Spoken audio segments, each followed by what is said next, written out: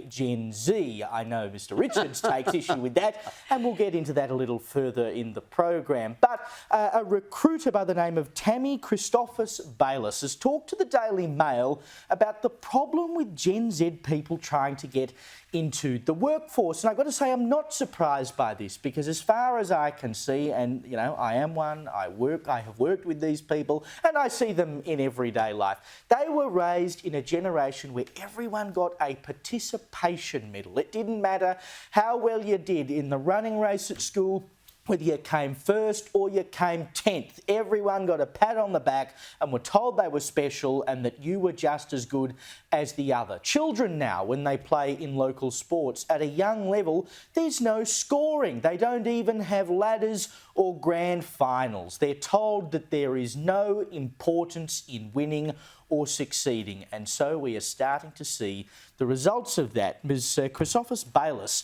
says there's a new thing. I've got interview anxiety, the Gen Z people say.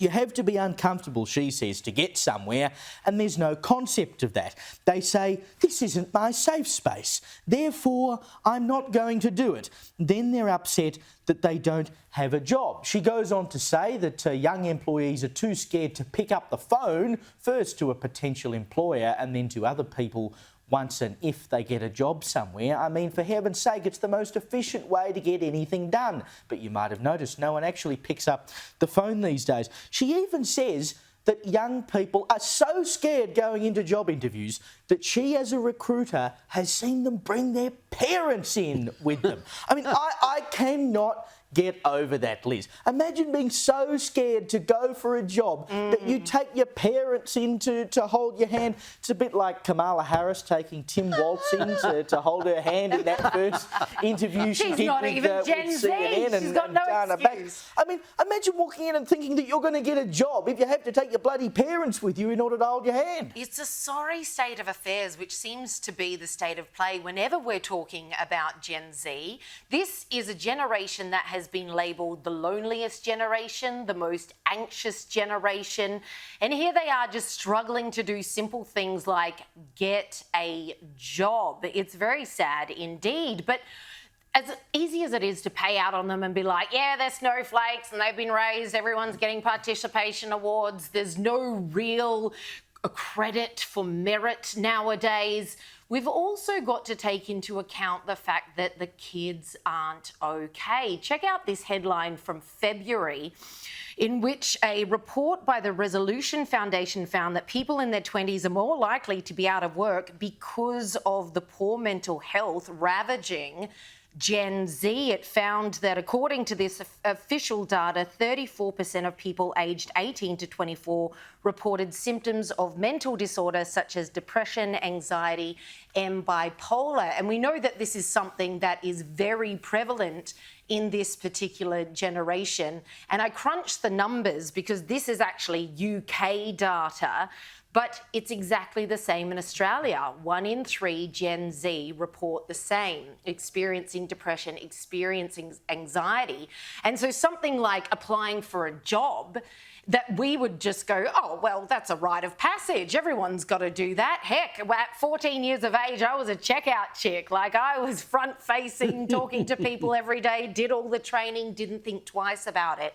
But I'm part of a very blessed generation, I think the last, that grew up without social media, that grew up without these devices attached to us, and this immediacy, this competition of constantly competing with our peers and trying to look the coolest and best in every stage of life. And I think that has caught up with this generation, something chronic, and we're seeing it manifest even when it comes to something as basic as a teenager just applying for a job, or early 20s out of uni just not having the confidence to go for this kind of thing. But it's not normal for human beings to be like that. Something has happened along the way because we start off more confident. I was playing table tennis with my 4-year-old grandson today. The rules for 4-year-old table tennis are you take the net away and the ball rolls across the table. And the scoring system is really simple. About every 30 seconds he shouts, "I win!" And then he was going around the house, the 4-year-old saying, "I'm the boss." So that's how they start. So what has gone wrong with these? That's just a normal kid. They start off with that sort of confidence. They start off being happy kids. I find it really hard to understand what's gone wrong. Jordan Peterson, I think, touched a nerve with this generation when he wrote his book, international bestseller, 12 Rules for Life. Great book. And at the heart of the book, he's saying, take responsibility. And my concern, I had a furious discussion with someone on Talkback once about this. And I said, you don't need trigger warnings, you don't need safe spaces.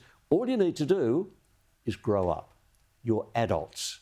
And just take, and the key that Jordan Peterson keeps pushing is take responsibility. If you know someone in that age group, they just need to give them a copy of Jordan Peterson's book for a start, which is a really good idea. It is. But this Gen Z, as we say in Australian English, this Gen Z, it was born from 1997 to 2012. So it's not a big age group. If they're unusually distressed, if something has gone wrong, I'm baffled.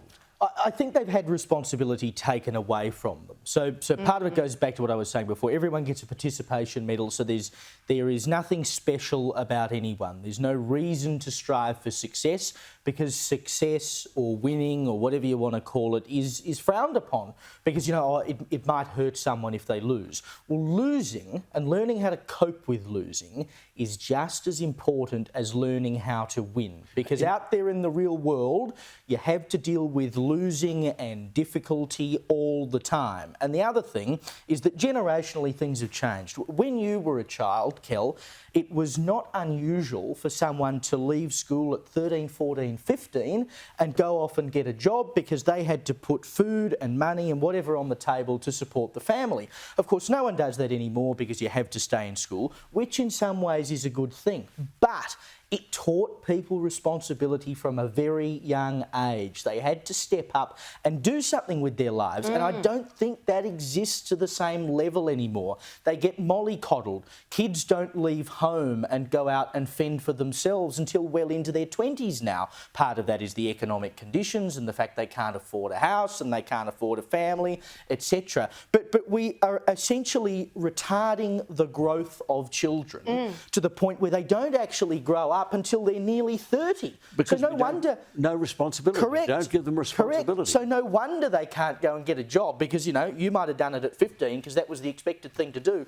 But when you stop the growth of a child, well, they can't do it until they're 25 now. And also, let's couple that with the poor educational outcomes that we've also seen across the Western world, whether it's, what do they call them these days? It keeps changing. It's not TEE anymore. What's it called now? ATAR? ATAR, the ATAR scores, etc. and so on. We know that we're doing very badly. And the we're NAPLAN. failing Yes, kids. yes. Everything's NAPLAN, down, yes, down, thank down. you.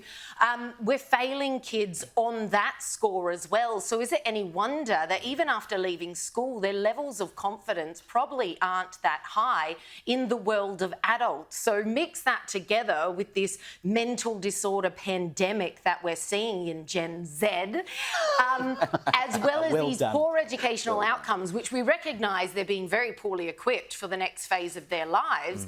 Is it any wonder that they're genuinely too anxious to do something that previous generations have thought were extremely basic indeed?